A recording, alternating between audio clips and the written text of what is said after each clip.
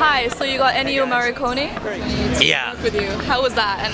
Oh, it was a blast. He was terrific. He's such a nice guy. We've become really close, and that's a dream because he's just such a talented inspiration for me. What was it like working with him though? No, it was just wonderful. Just going down, getting the script translated into Italian.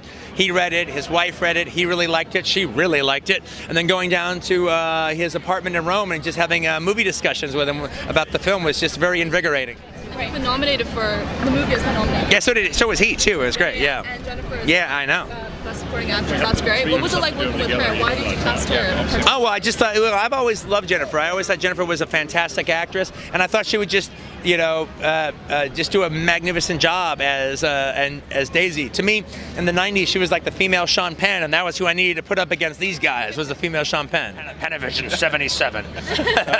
Well, we had a lot of challenges before we started, but we ended up meeting them all. I mean, the idea of shooting out there in that cold weather was daunting a little bit. We were afraid that like the lenses would freeze or the cameras would freeze, but that ended up not happening. So all the things that we were worried about because my camera crew did such diligence never ended up being the problem. It was just great. It was terrific. I mean, the ones that I've worked with before I consider the Tarantino superstars, and the ones I hadn't worked with before, now that I've worked with them, I consider them the Tarantino superstars.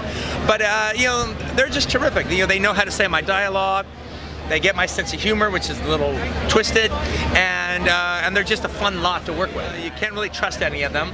And then I'm just taking all of them, no good guys in the bunch, trapping them in a room, throwing a blizzard that's outside like a monster waiting to devour them if they ever leave, and having them hash it out. Oh, well, it's, well, the thing about it is, I definitely have control over them and everything, but in a nice way. But it's just the fact that I'm not a director for hire. I'm not looking for novels to adapt, or I'm not saying I wouldn't, but that's not really what I'm looking for. I'm not reading piles of scripts or so. It's, to me, part of the fun of going through this whole process is knowing that at one point in time, not that long ago, this story didn't exist. These characters here didn't exist. It was just me and a piece of paper, and now they exist, and now we're all here watching this movie.